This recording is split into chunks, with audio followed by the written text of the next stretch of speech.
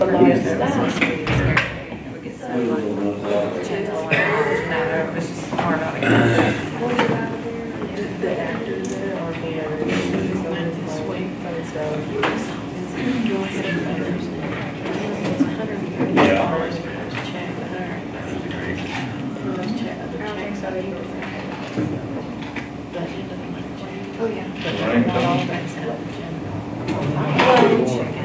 Tomorrow? We got 2 inches up there. Because I'm 2,000 short. Yes, I got one. You got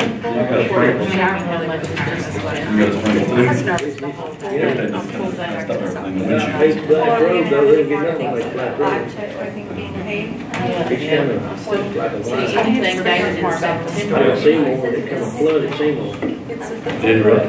Yeah. It's not really that.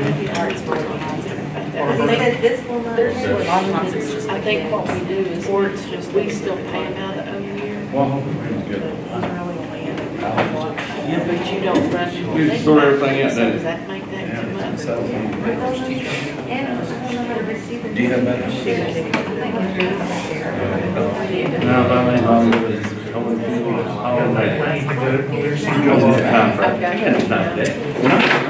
Never had a problem.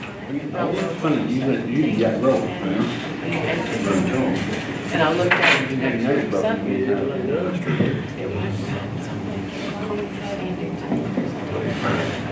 And there was one staff, that one, there's no staff that. Just give me a tip.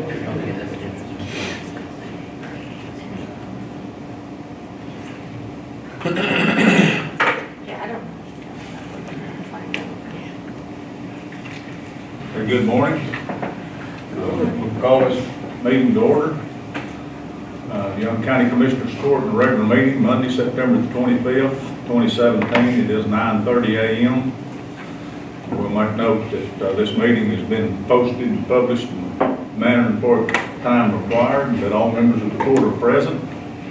If it's convenient for you, please stand. I'll ask Commissioner Price to give her invocation and lead her pledges. Let us pray. Our most gracious Heavenly Father, thank you for all you do for us. Thank you for the many blessings. Thank you for this wonderful country and all the blessings it gives us. Thank you for being the people that we are. Please help us to understand that you are the source of all things and you are the source of all that we are. Thank you for the men and women who keep evil and bad men away from our doors, fight overseas, fight here at home to protect our families and us and our way of life. Thank you for the promise of rain. Please bring it, sir. We should surely use it. Thank you for everything that you do. We praise you in every way. In Christ's name we pray. Amen. Amen. I pledge allegiance to the flag of the United States of America and to the republic for which it stands, one nation, under God, indivisible, with liberty and justice for all. Honor the Texas flag. I pledge allegiance to thee, Texas, one state, under God, one and indivisible. Thank you. We can continue.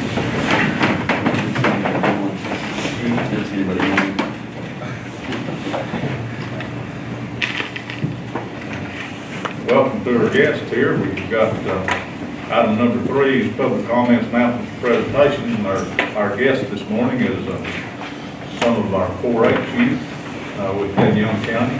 Looks like there's a number of them here. We'll ask them each to, if they would please state their names. Stand up and state their names. Start. I'm Boober Whitaker. I'm from Newcastle. Okay. I'm Victoria Richards, I'm from Graham. I'm Phoebe Rogers, and I'm from Newcastle. I'm Annie Ranky, and I'm from Olney. I'm Brooke Reagans, and I'm from Olney. I'm Shanna Gleason, and I'm from Graham. Very good.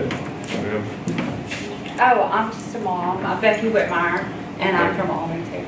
Got just a mom. That's a pretty big job. It has turned out to be a lot more trouble than I thought.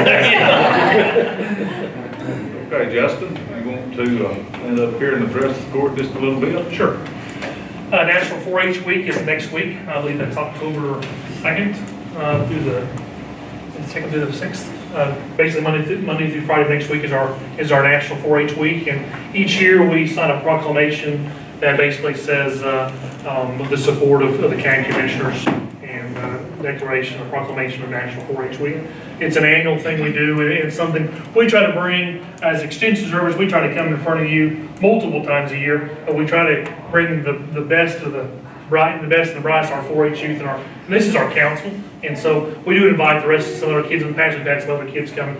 But I guess Graham's out of school today, so maybe some different people are going different directions. But we were real excited about our new year with our county 4-H council, and each of them were supposed to give their county offices, but that's fine. We are reorganizing our council, trying to get into where we're going to be more active in what we do and some of the leadership things. And we had our first meeting last week.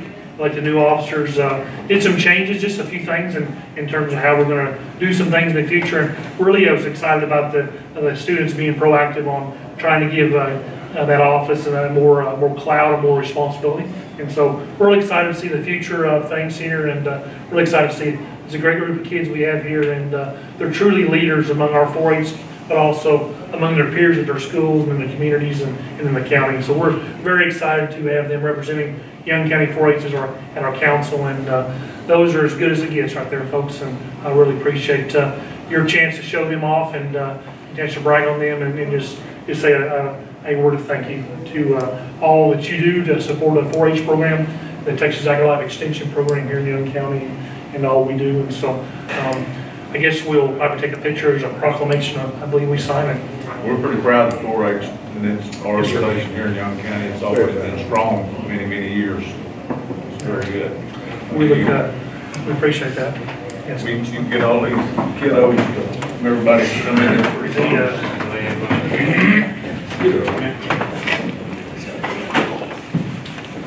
Well, and the cookies that you see in front of you are part of the just appreciation to the elected officials and people that help.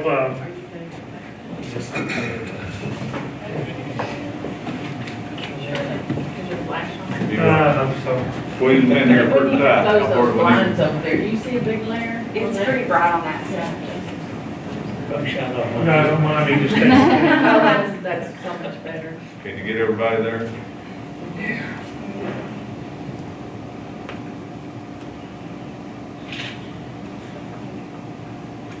Can I get everyone to look over here first? I'll count down. It's just saying.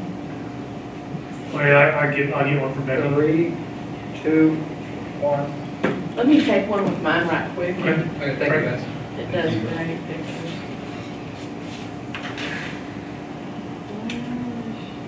We got mine through there. Got them all. Ready? Go. I'll send it to you.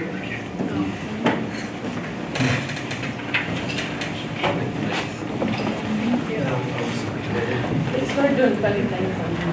Yeah.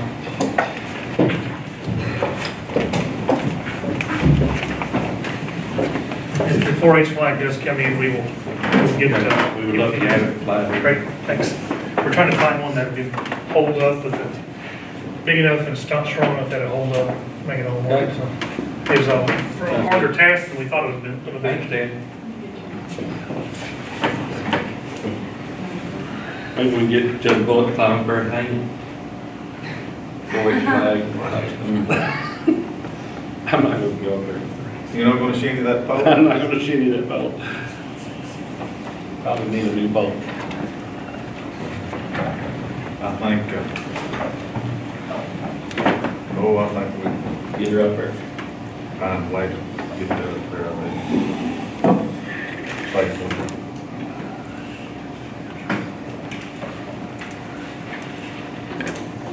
Get these guys back to school. We sure appreciate it. Okay, you need this proclamation. Yes, yes. Can I get a copy of this? Let her get a copy. We don't might as well. Geometry right now. They need a staple. That's on video. And it's okay for him to say that. That's your favorite subject?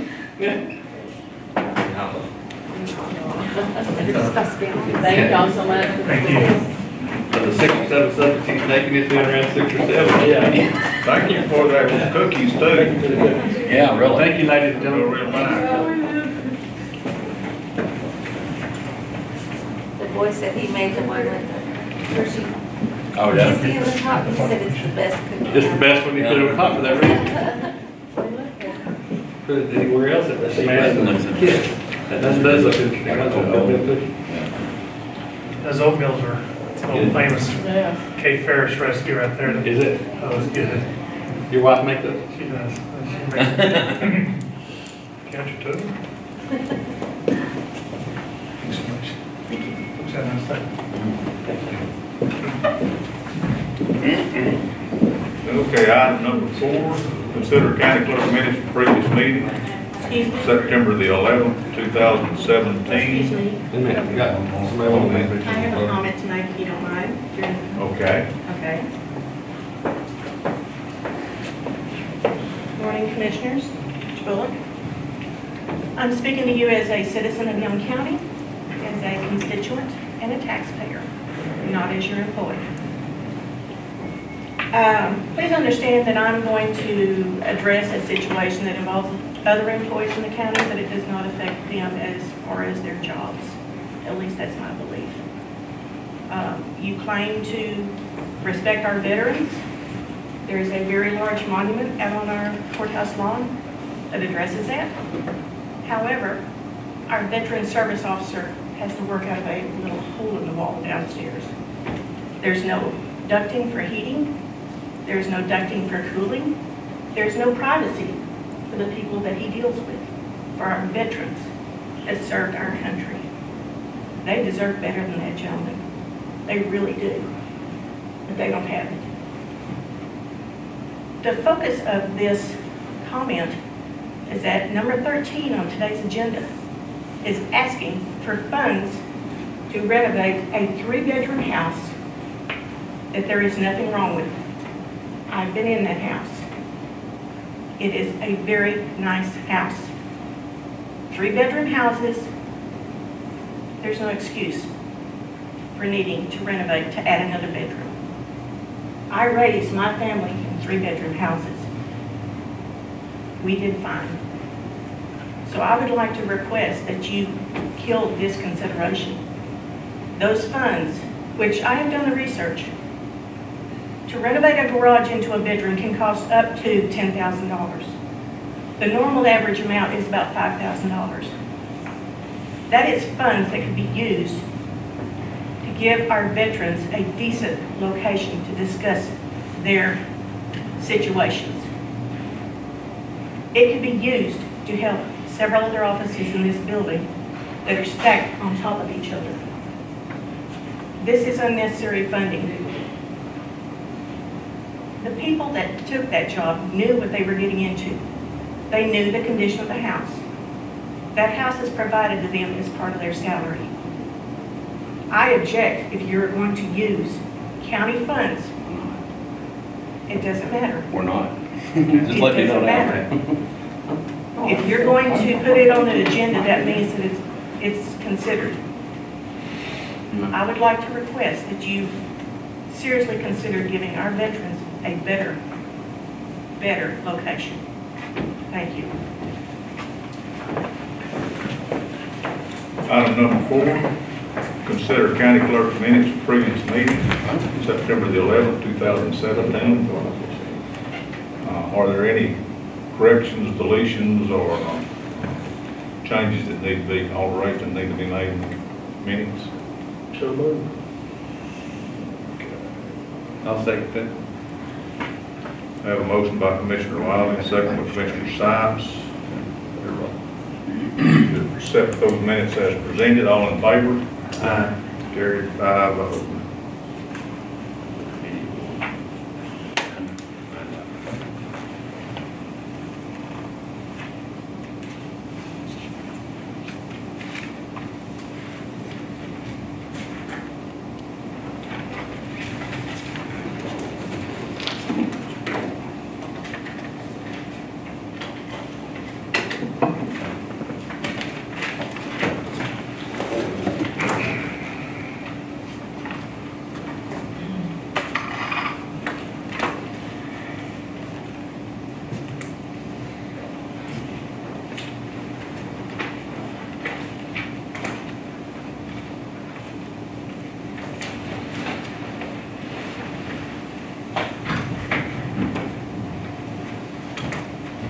Okay, item number 5, consider treasurer's financial report updates on securities. Those are the August bank statements have been reconciled, and we're still doing okay. We're going to have to move some money out of the money market to cover the voucher run today, but it was money we had previously moved into there, so it's not using any reserves. And yeah, we have a few questions about how we continue on with our new auditor. So Cheryl and I have to talk to him again because, you know, we stop at the end of September to begin October, and he's making us change some items on that. So we'll let you know how that goes, but everything is balanced for August.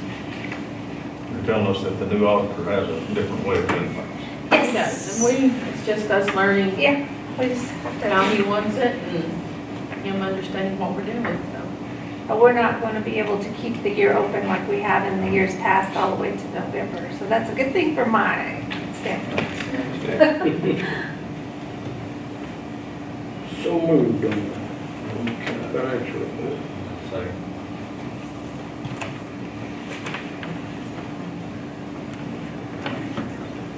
A motion by Commissioner Wiley and a second by Commissioner Rogers to approve the financial report as presented by our county treasurer, Ms. Ann Davis. All in favor? Aye.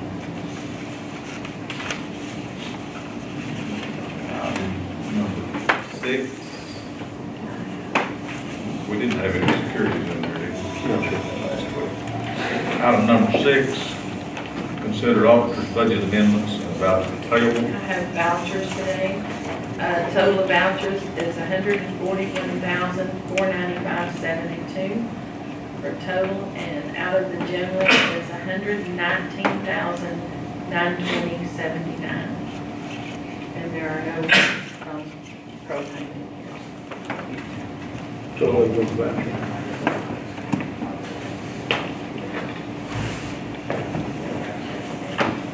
Second, whatever. Rogers will give that to Commissioner Rogers. Yes, sir.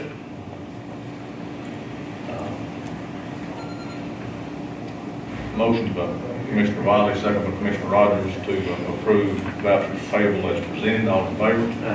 Carried 5-0.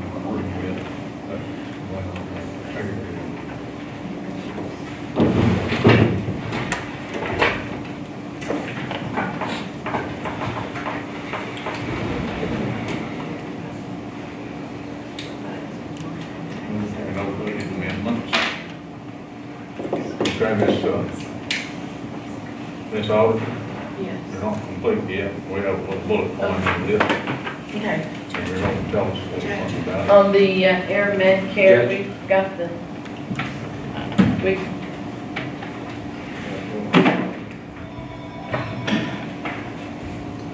invoice on the Air Med Care says 108 employees. Marcia's gone through, and there's several that we have dropped off that are no longer with us. So I'm waiting on a new revised invoice, so the total will be a little less than what is listed on We here. won't bypass that until next meeting. Because, yeah, I want to send them a check. Yeah, ask a question, Ms. Auditor. Yes. What are our benefits under our fully funded insurance program for air evacuation? Well, the way I understood it, they've changed over, just like we had it on our self-insured, that it doesn't cover it, so by that, Does it cover ambulance? yes, it would cover But it. does it cover air? I'd have to look at it, but the way. I know we had this because of $35,000 retained. Right, and so the way this is now is, well, the way it was with our self-insured is, they put a clause in there that it doesn't cover, so therefore this would cover everything under the employee. Now, with the new fully insured, I'd have to look at it, but I think it, What I'm asking is it Yeah. redundant premium? Could we get by without having to pay this $15,000 or whatever? I think it would, I don't know, let me see what's paying, because I think we really need it. Because I had a sister that just got care flight, it was $48,000. I understand, but if our insurance will pay it. Right. Why pay it? Why? They wouldn't pay all of it. Could you find out how much I it will pay? can. So anyway, I don't have the finalized bid yet. I think in the past, whatever Yeah, the we'll take a insurance whack paid on is that what until we they would get accept, and we didn't, the employee wasn't Yeah, but expected then- to pay any. But we had it. more accurate invoice. Yeah, that's the way it generally works. An air ambulance is paid under a fully funded insurance plan. So we just need to find out what caveats we have there. Right. You're talking about the insurance paying what cost? Yeah, see what the insurance Air pays ambulance on and it. ground ambulance, ground transportation. Well, are you talking about the membership fee, or are you talking about the air ambulance fee? He's asking if we I'm need to talking keep about this on the. Whether we should continue to pay this or not under the new policy that we have, that it's fully insured. Because the benefits under the new insurance policy may well take care of this air ambulance. Up to a certain amount, maybe. We just need to find out what the caveat is, what the benefit is there. I know we had this before, it made sense to have it because we had that $35,000 per employee retention. And if you had a $25,000 air ambulance service charge, that went into that $35,000, that raised that amount that we were paying out under our self-insurance program. So, but that's no longer that way with a fully insured program, because there are benefits for that in that covers after the $2,500 deductible. Okay. Is this the only one we have? or we still- Then we have the Carefline also. Okay, item number 7. Consider expense reimbursement for Susan Smith, Young County Historical Commission, that's enclosed in there. So moved. 1806. So moved on it. Second.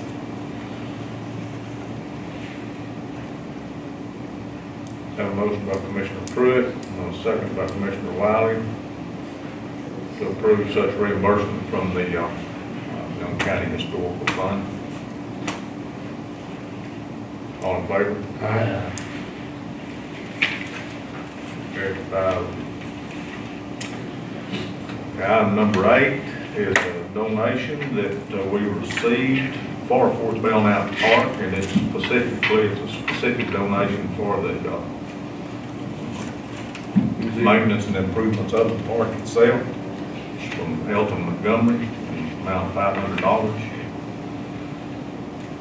I don't know how that needs to be handled. We have a special fund for donations for Fort Belknap, and so that's where I'll put it. The rentals go in the general account, but this one's a donation, so it go in there special designated to Fort Belknap. Okay. Very good. We have a motion to accept that donation. So moved.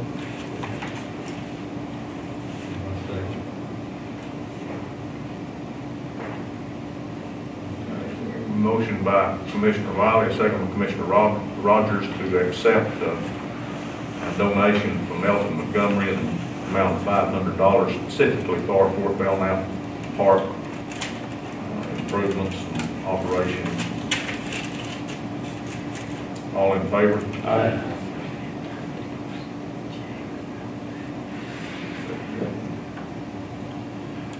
Item number 9 is consider tax resale deed out on Albert Road, Highway 380. We held this at the request of Pardue, Brandon, Fielder, Collins and Mott, our Lincoln tax attorneys. We held it for quite several months, quite a long time, and they finally made contact with us and said they're ready to go with that now. So it's in the amount of $891.66. So moved. Second that. We have a motion by Commissioner Wiley and second by Commissioner Sykes to execute tax resale deed on property Albert Road, Highway 380 East of Graham. All in favor? Aye. Carried 5-0.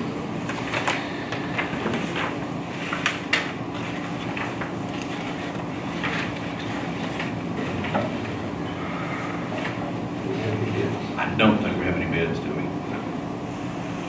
You don't think, well? We didn't get We any have any bids. bids, Okay. I did get it appraised. I got 1,500 for it, so Jimmy for it. As a training. Yeah. I don't know, like, something, so you should have been on it. I told you it's 1501. I know what you got. It's a little before, about 6-7 minutes before 10. Well, let's move on to item number 11. This is in regard to unpermitted road board cuts from Timber Ridge. That's by digital passage. They were quite unaware that they were under a little different circumstances outside the city limit. Matter of fact, this is in Timber Ridge subdivision, and at the time that it was platted, Young County didn't approve that subdivision. I mean, it wasn't brought to the, How do we ever get maintenance? well, not just assuming maintenance, I suppose. I'm not. It's on list of county roads. I'm not sure that, yeah, by our map it is. I'm not, I'm not sure that. When I was elected, I was handed the responsibility of those roads. Yeah, I'm not sure they were formally accepted into the maintenance program, but they got there, except when they were whenever we created our map of county roads. It's been 10 years or how long it's been? It's been longer than that. Like longer than that. The plat? That's 1982. Yeah, that's a 82. 25, 30 year I believe the lap was approved by the city in 1982. It was approved, I guess, by the city primarily because it was in their ETJ. but it was not within the city limits. We've since adopted subdivision rules and regulations, and quite frankly, we adopted a form that gave priority to the ETJ of the cities, at least up to the city of Graham. Right. And that we deferred to their regulations, subdivision regulations regarding that. We do have maintenance out there, and we do call for a permit. I put the relative statutes in there, I think. First with Allison Bass, Bob Bass sent me back a good bit of information. Conversation you had. A public utility of which digital passage is going to qualify as a public utility, as well as Brazos Telecom, which are telephone cooperative. I think that the court can direct where they make those crossings, and they are to give notice of their intent.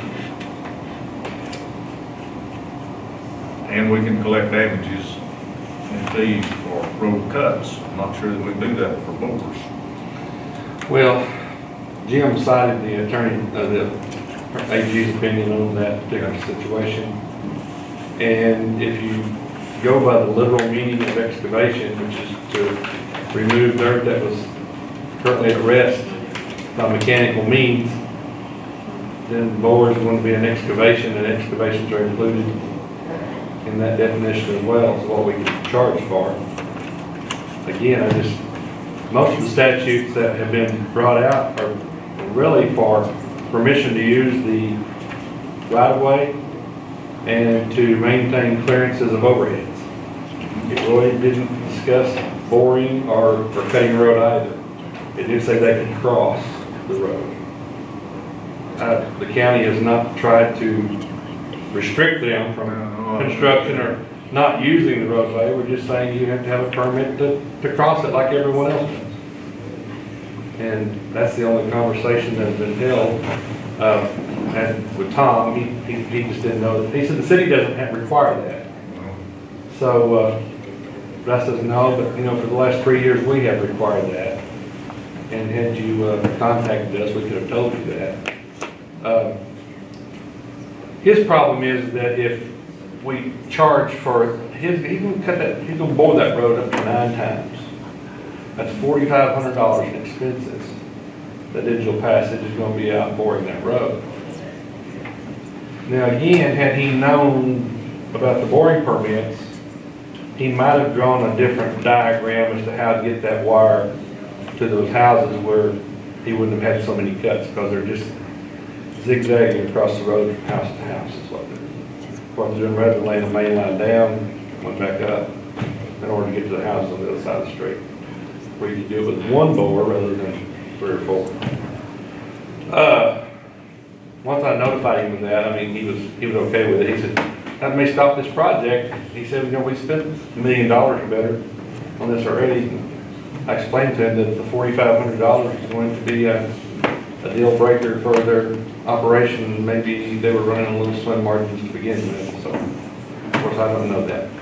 And that was just a thought, that those are just construction expenses that they just had to deal with. Of course, they're doing it themselves, the local firm. Now, Brazos say there's a different deal. Chuck called me and said, Mike, we're going to start putting in internet cable out at Timber Ridge. Thank you, Chuck, for the notification. Just take care of my roads. Okay? So no construction has started then, so no specifics about how they were going to do it or where they were going to do it or any of that kind of thing started. We had replaced 80 foot of culvert there at the intersection of Timber Ridge Lake Road and Timber Ridge Road. And I noticed that there was a bore at one end of that new culvert that we had installed. And so I called Chuck Calvin. He was the one that notified me that Digital Passage was out there doing that. That's when I found out there were two companies vying for that business at Timber Ridge. So we've got 2 construction companies trenching in the right of way, both doing road bores. Okay. There's always already been some damage to sprinkler systems and cut phone lines and such as that, but that, I guess that always goes along with that kind of thing. So that's what's brought us to here. Chuck asked me if they had to get the road bore permits.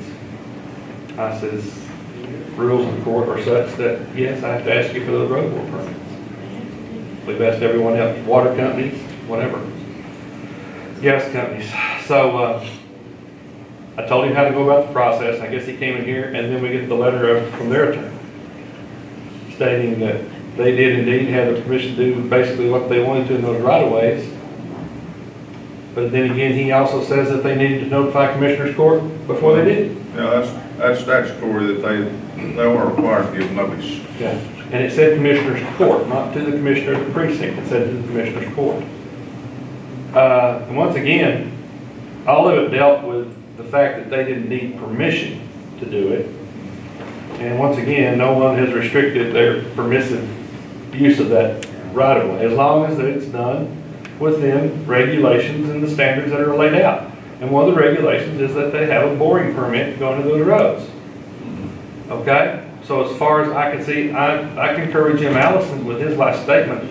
Yes, the county can request that they make a permit and pay the fee. I don't believe that I didn't interpret his, unless they cause damage to the road, and I don't think that the statute doesn't address whether we can or can't charge a fee on that. It's public utility, and utilities code, it just states, as Brazos Telephone's attorneys told us, or and quoted the statute, I think that's in 181, it's in 162 or 181 of the utilities code. They're to give notice of their intent, and if I interpret right, that the court could direct where they crossed. Well, Jim also says that section 240.907 does allow, the statute does allow for recovery of the fee as well as actual damages to the road. I know, are there damages to the road? Who knows? There is in a cut, for sure. Who knows? We discussed that when we did this boring permit. I believe Commissioner Rogers talked about that in great length. What does a bore do? Of course, it's going to depend on the size of the bore and how the bore is done, whether it's conduit or whether it's just a hole or whether they just feed cable through it or whether it's an 8-inch bore or what size. That permitting doesn't address those situations. It just says that if you bore under our county road, You have to permit it so that we know that you're doing it, so we know the location of where you're doing it and how you're doing it, and we require a $500 fee.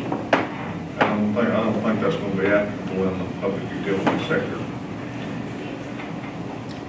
If they wanted to, they take us on, I think, in that.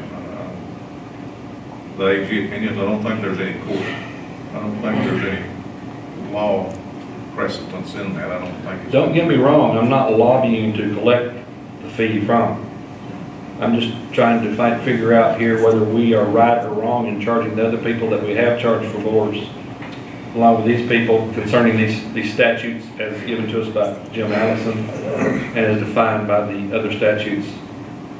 If they cut the road, I believe we are. You know, I believe that is applicable fee. And if, even if public utility does obvious damage to the road, I think we can go back and collect damages on that. Probably. I'm not sure about that fee. I have no problem with them turning the base of that road into Swiss cheese if that's what they choose to do, if that's what the court decides to do. I don't care how many boards they make if that's what we decide to do. We just need to discuss it from both sides of the coin to make sure that we're doing it right. We went through this whole precedent of establishing this fee or permit process. I think I was the only one voting against it. Because up in my precinct, you know, all we have is really co-op telephone, co-op water systems, and I didn't want to, you know, continue to financially hamper those systems going in and creating, increasing rural housing and all that, so I voted against it. But I did say, if y'all create this permit, you need to put some teeth in it. So if they do not buy this permit, they need to be penalized more than the actual permit costs. There is no enforcement regulations along with that permit. You know, I told them we wouldn't shut them down, we wouldn't fine them. Reason being, because we have no statute with which to do this. Okay.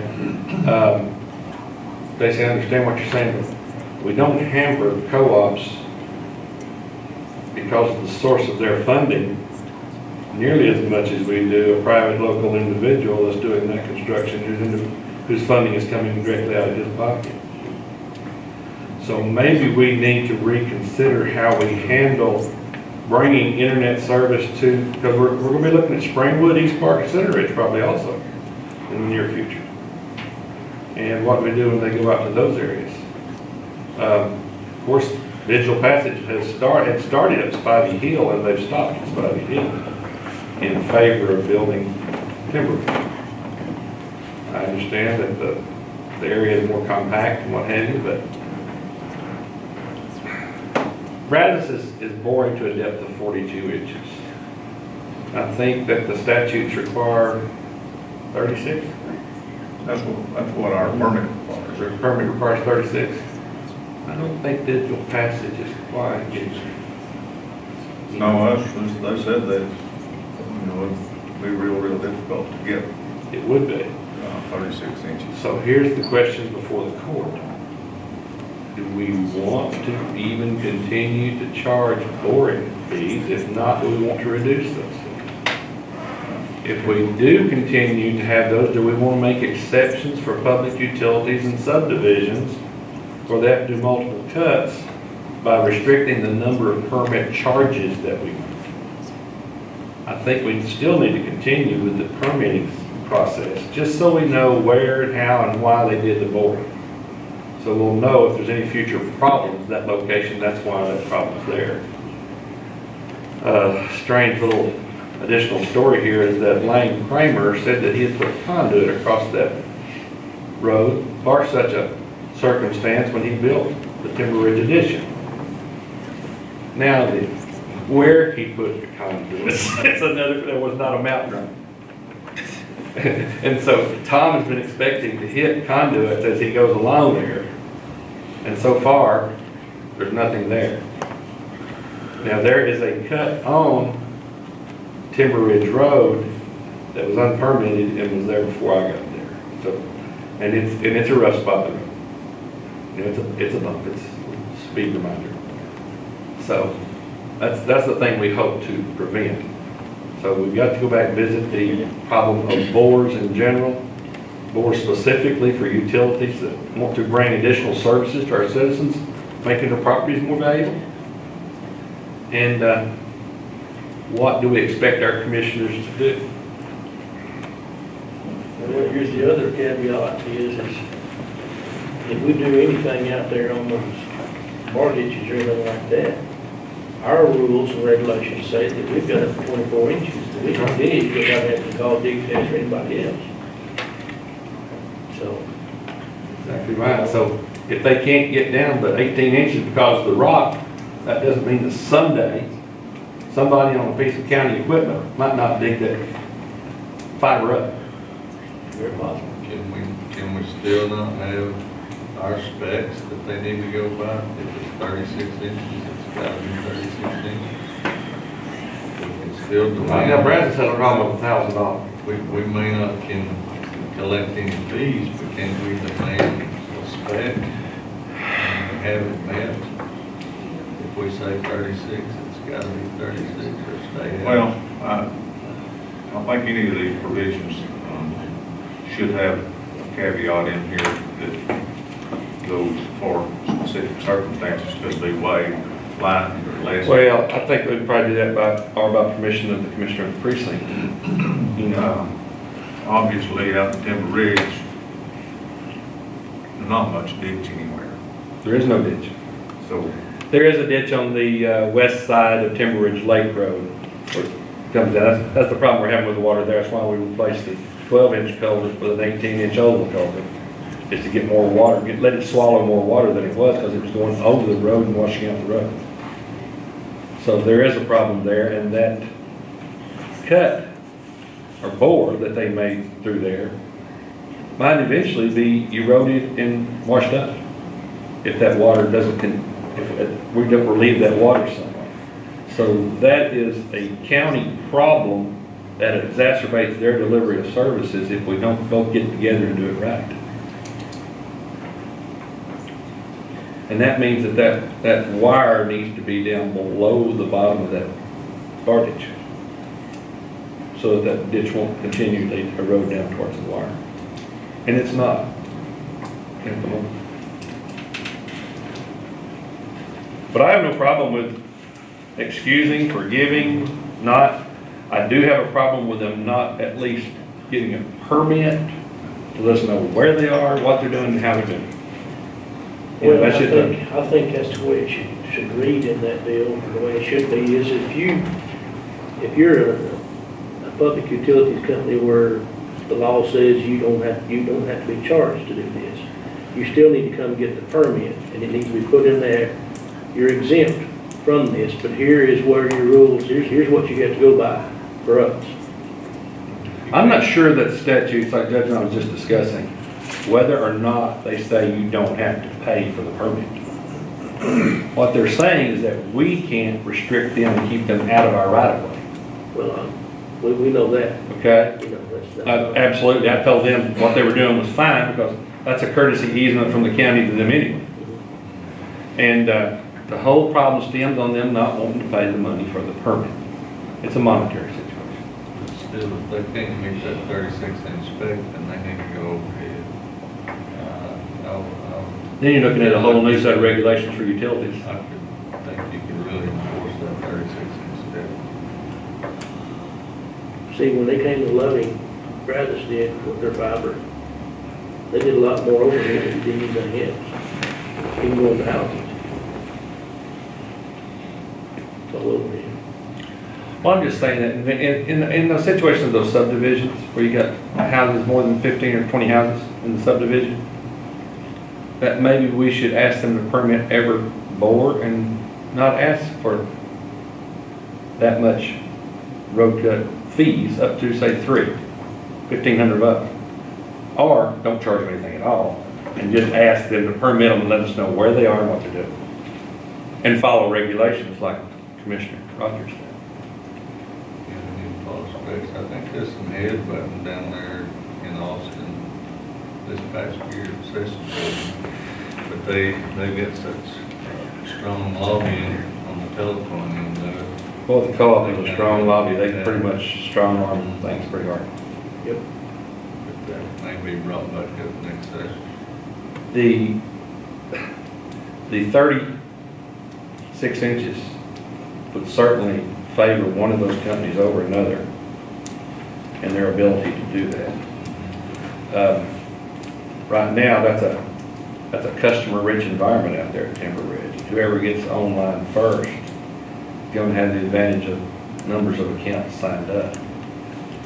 And we need to make sure this don't turn into a range war.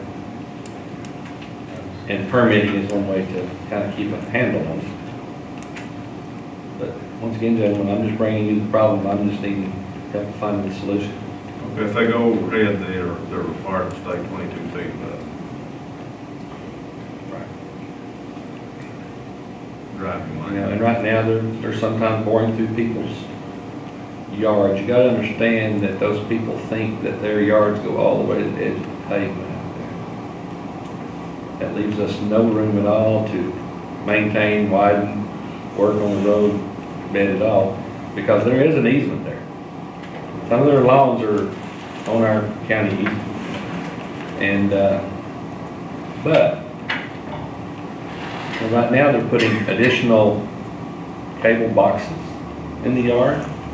They're putting orange stakes in front of those homes where the optical fiber is by statute. And there's a lot going on.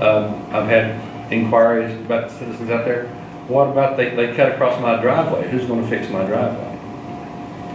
You know, now that if their driveway was topped and it's in the county easement and they top it, is the county's responsibility to go in there and fix that driveway? Well, look on that plat and see what the width of that road is, the width of that right of way. I'd say that. But without it being formally adopted, how are we going to hold up to that? Well, I think from the county standpoint, as far as taking those roads into our maintenance system, we declared that there was a public need when we adopted that map.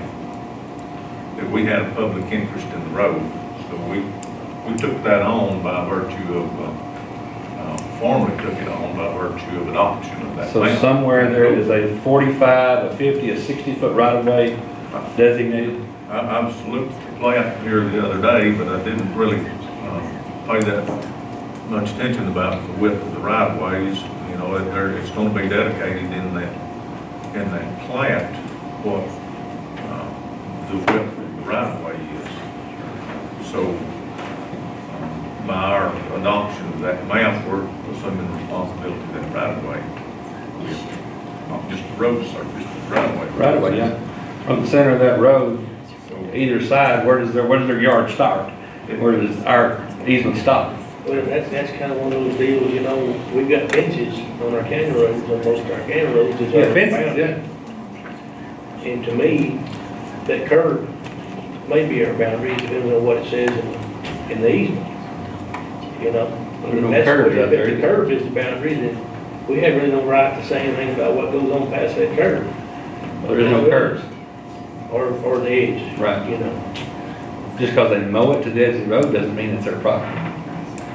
As you well know, many property owners out in the country mow our gardens.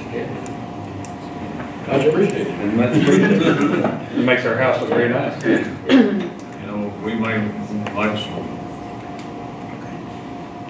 I'm like y'all, I think that they need to give notice. I think that the commissioner could and probably should look if there's applications there. I'd rather you cross it here than there. Right. Maybe applicable circumstances. Yeah. If it's gonna be a road board, and especially if it's gonna be a case board, you know, I wouldn't have any problem with not charging a fee. If they're gonna cut it, I think we need the damages to be. Well, if it's a non-case board too, you've always got to worry about collapse depending on how big the hole is, causing road problems later on also. Well, Also, you're allowing for entrance to water coming down, go in through that board to the other side of the road and cause underground. much less if it's a case board. That's what I said, if it's an open hole board, maybe they should pay the permit. It's in their best interest, you know, to put a big case in there, in case they need to go put something else through there. They have to go through expense with another board. Or they gotta replace whatever's going through there. It's just in their best interest. But this permitting process makes them think of all that. Or should. You know, notification, because it was fiction to get just rodeo out there and everybody was gonna do their own thing. Until I walked out and, whoa, boys.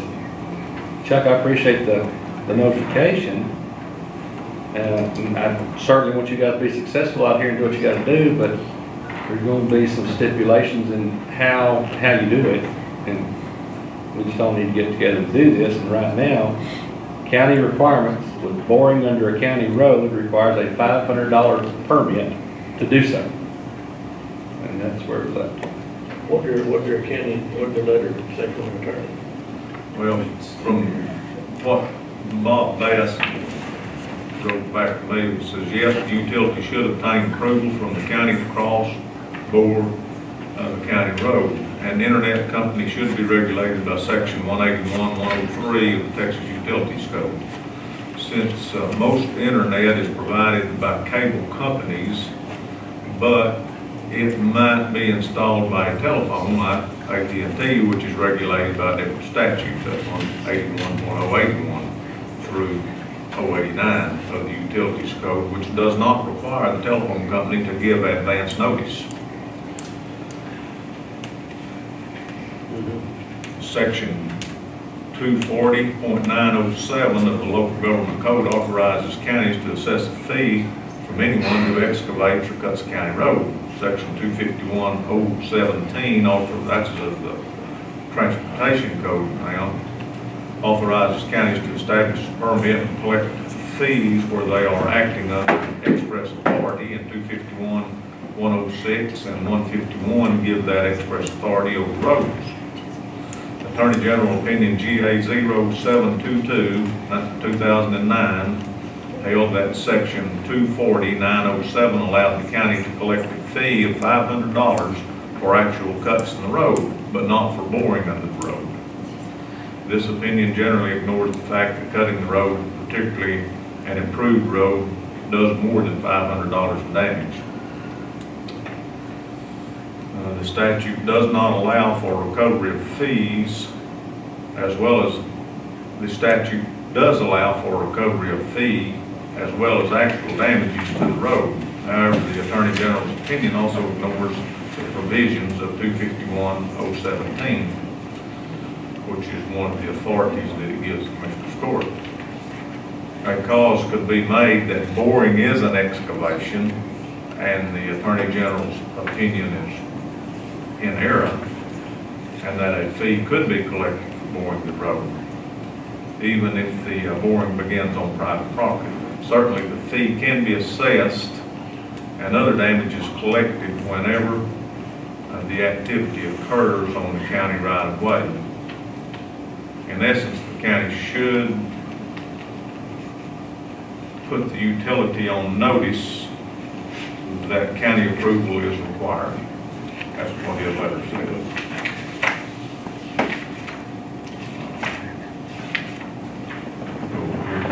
Yeah, the letter from their attorney looked at things a bit different.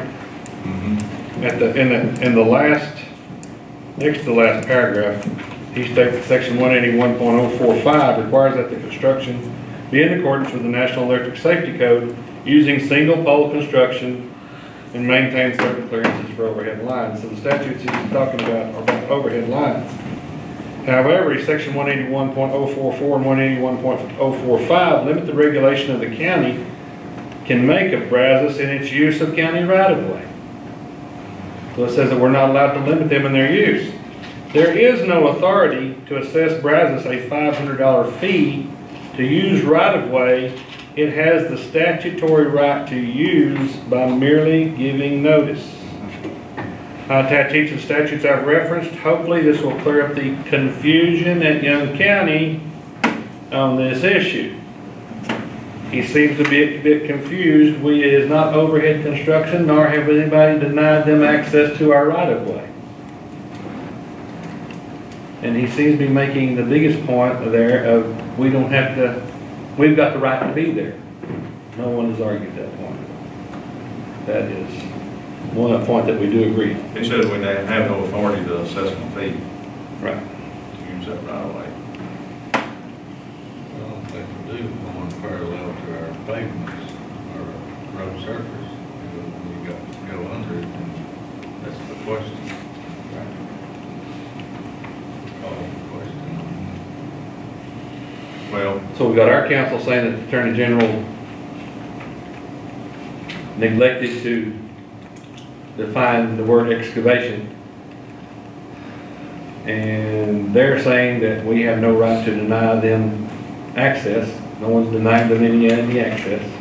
We're not talking about overhead clearance. We're talking about permitting of the road bores and the road cuts. Anything that affects the infrastructure, substructure of the road. Not saying they can't do it. They can.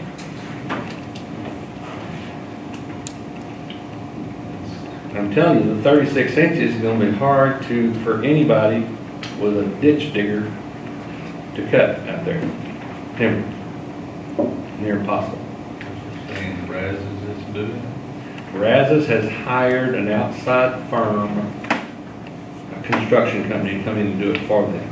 Again, because their financing sources are different than Digital Passages. Digital Passage is once again a hometown business, and they're doing it with good equipment, but they're doing it the best they can with the equipment allows them.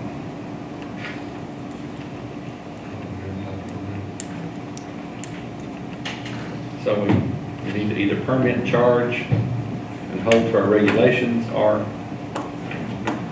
revamp these some way to make them a little more palatable, let's say, to. okay, 181, 042, authority to construct, maintain, and operate lines, is Texas Utility Code. An electric utility has the right to construct, maintain, and operate lines over, under, across, on, or along a state highway, a county road, a municipal street, or alley, or other public property in a municipal property. Doesn't say we can't ask them for a permit to do it, just says we can't deny them access. Doesn't address it. It does not address it, that's exactly right. Sections 1 and 1A, Article 1436A refer to the power to erect, construct, maintain, and operate electric lines. The reference to erect are omitted from the revised law because erect is included within the meaning of construct. But bores aren't included in the meaning of excavation? Well, that specifically says over, under, across, on, and along a state highway, right of way, or county road. No problem, they can do that. Just need to be permitted. Just, yeah, I think you're right, I think it does. It requires that they give notice. Once they give notice, their requirement's done. Yeah, until 3 years ago, when we adopted this permit I process. think it's been longer than that. Forward, right after I became commissioner, my first term, there were all kinds of problems going across the roads, cutting them, not repairing what they'd cut. And even, especially in the unpaved roads, going across them without cutting them. Because those could be even worse than the paved roads sometimes. I've not had any trouble with the water. You remember?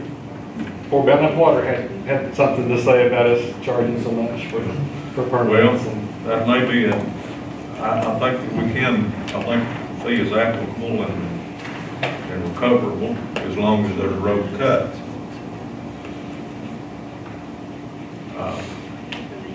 You know, But it matters not to me, once again, about the amount we charge for that. county government. I still think we need a permit. Operates under the authority specifically given by the state of Texas. Texas. You know, if it doesn't give it, Right. we don't have the authority to do it.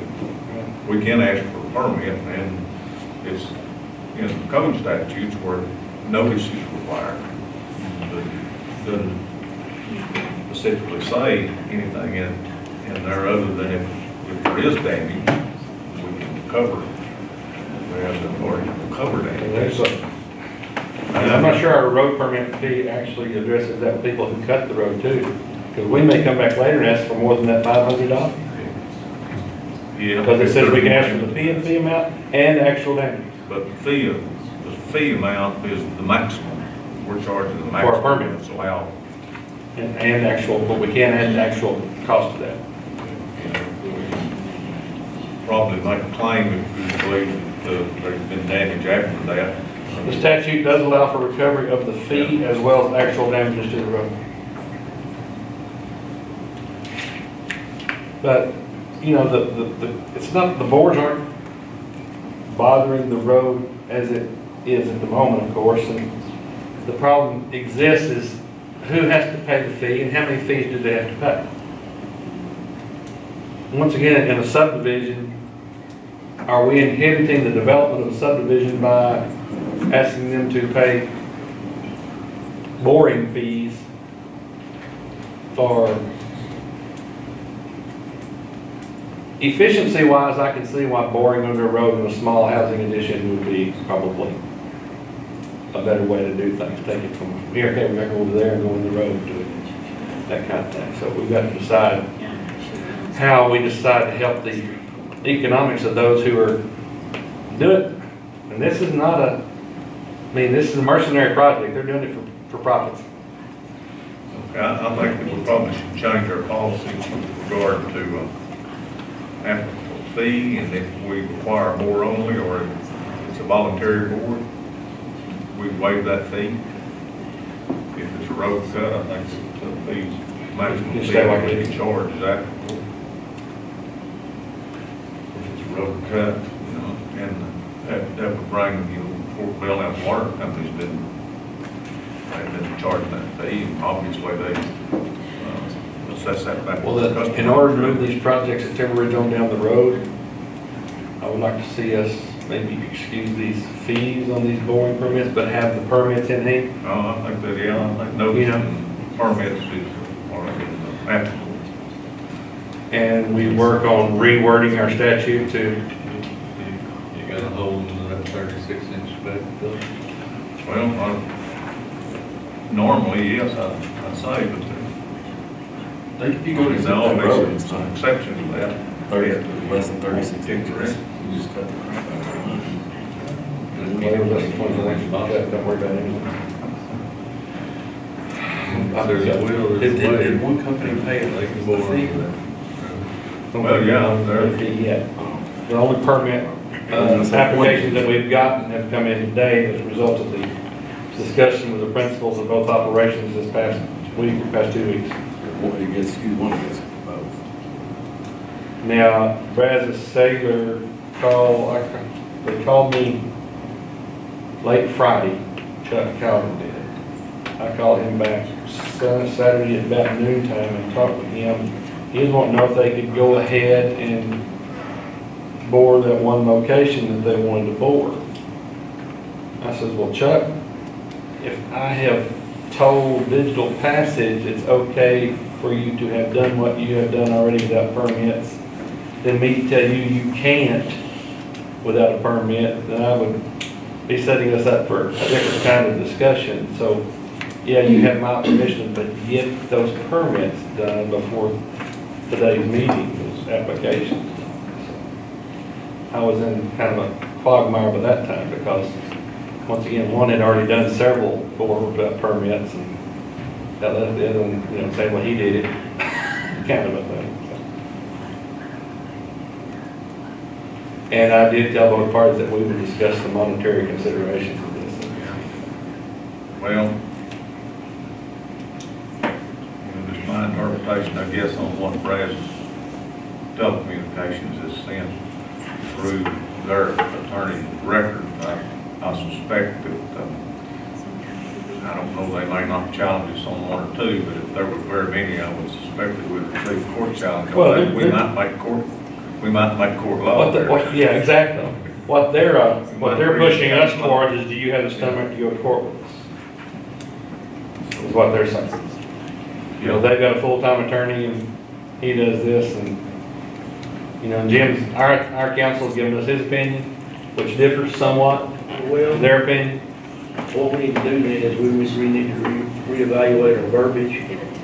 If we do not charge for bores, but in the future, if the bore has caused failure of the road, then it would be. So we can come back and collect actual damages at that time? I would say that would be something to that effect. That sounds good. Then you're gonna have to prove that it did cause that. Well, if it happened at that location, it's gonna be a bore. I'm just saying, I promise you, you know they're gonna do that. If you've got a bore, It's like if I shot you, you gotta prove that I shot you, A right? 36-inch sewer Let's get a line charge goes on on and they bored out. Bored there. That sink that much. 24 inches deep. The ditch. Man, that thing is great and wind blows away, so I get.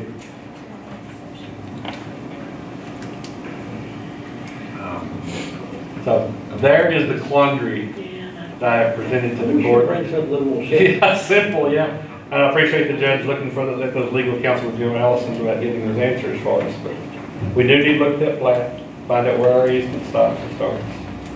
Just for future reference for, you know, guys, we do things here at this court, and those that come after us are gonna have to deal with what we've done today, so. Well, I'm not sure if the county had any subdivision regulations in 1982, but they did. So that subdivision is existing out there without any regulation? Well, no, it had, it was City approved by the city, so there was some, But they'd be grandfathered under the county regulations.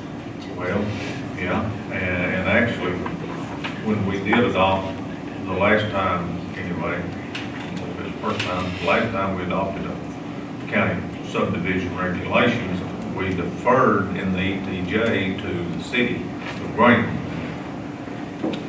I'm not sure, I know that was brought up with the city of Alny, and the city of Newcastle, and at least Newcastle deferred to the county's regulations, and I can't remember what Alny. I don't remember what, but we deferred to the city of Graham. And obviously, part of the confusion here is probably that looks like the city of Graham right there. And they didn't ask permission because they didn't have to have permission from the city. Yeah. So, I mean, that is completely, I understand that. I don't know if anybody driving up down the road every day thinks about the city's ETJ and the county's responsibilities within that, and the city's responsibility. It can get really confusing. But we need to come up with a solution for this boring permit situation. Well, Because once again, there are additional subdivisions in and around Graham that's going to be conflicted with this So situation. your suggestion for this is? My suggestion for this is that we move these projects on down the road by excusing the permit fees, but require the permits to be issued so that we know where and how they're being done, so that for future reference, we know where those bores are. And that we move to rewrite and rethink our regulations on these permits. And why wouldn't the, in a situation like this, and they're doing that many bores, go ahead and send you a plat? They should have. Had they known that we were in, that we had the authority there, they may have done that. I mean, though, after the fact, even now, after they get I done, understand. get one. Well, they sent us the permits, these Google Earth maps, and these maps in my packet are the worst maps I ever saw in my life. May as well not even be there. It's like a black ball. Yeah, it's not going to be transparent. That permit needs a map with it. Permit, it's got a map, you just can't read it. There's the map. It's at night. It's a white ball. Well, That's the original or just a copy? I don't know, did the original look any better than this, Tim? Okay? No. Why would you even send it? Huh? Why would you even send it? because it's, Well, what they need to do, get up, when they get on Google Earth maps, they need to change from satellite map to street map. Sounds a little bit better. But Digital Passage did get their permit requests in for the ones that they've done. And they're kind of rethinking how they're going to bore the remainder of those roads. They may change up what their idea was to begin with. Okay, I think if, Rather say there was but two. I think if, what I propose to you here, if the court requires a board, and obviously we're dealing a little bit different with the public utility than we are other enterprises. The oil company or? Is the water company gonna be a utility? Well, that's a question, they may be. They may fall under public utilities. I mean, normally they've been cutting the road, nearly everywhere they go with. Right. But I think the court should be able to maintain the ability to require a board in particular places where cutting would be very feasible. And that's usually on hard top. Yeah, I think the problem there is that the $500 to cut the road is probably a legitimate fee, and people will think twice about paying the $500. If the bore was no cost to them to bore it, they would elect to bore it, but it may cost them $500 more to bore it. Yeah, or maybe More, more. but they wouldn't have to put themselves on the liability of that roadway for the future either. So make that, if the court requires the bore only, that we may waive that fee. I think it's dependent on the commissioner's precinct where it's occurring, to whether to waive that fee. If we mark the road cut permissible, We need them all then marked. it's applicable to the fee and a specific amount of time. You know, obviously not go on forever, but 6 months to a year. I don't know. Be required to pay the cost of materials or something. Okay. Obviously, probably the county's gonna fix But it. there's a limitation on their liability on that particular board. Once again, it's gonna be like Lane Kramer's boards across the road, you don't forget where they were. So is that verbiage just for public utility companies, or that's straight across the board? I would think public. I just say straight across. I would think so. I think if a contractor wanted to bring a water line across the road to build a new house, that he would have to pay. Oil company versus utility. Oil company's not utility. So that verbiage is just for public utility Utilities. company or everybody? Come under the definition of a public utility. Waive it for everybody, anybody. What do you think? You want to waive it for everybody? We can. Public utilities is a different animal than So we need to specify that too here today. Specify that too. Then can we charge the public utility $500 to cut our road? if they cause damage to it, yes. Well, they can't cut it without damage again. I guess it's debatable whether a road bore is gonna be damaged or not. Obviously, Excavation. 10 years down the road, it might, if the water gets through it. around, it goes. We need to go for holes eroded to tank that. But you can't hold anybody responsible for that long, you know. I understand.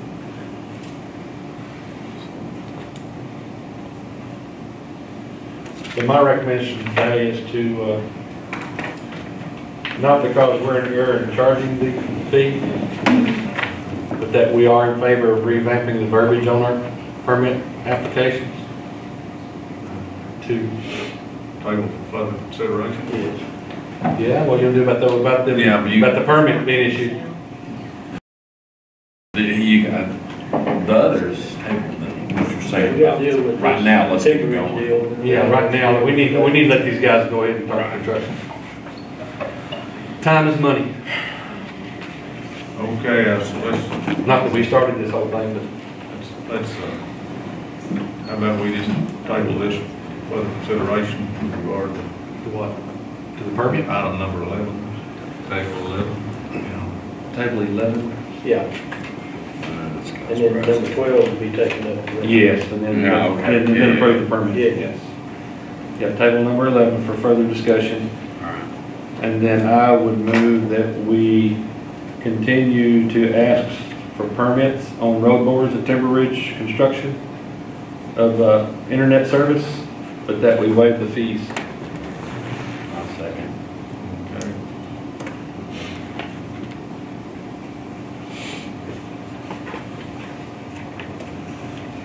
Is that free enterprise work? Notice the permit required. Notice of permit required, yes, sir. We still would like to know where they're doing it and. Fee waived on board. Yes.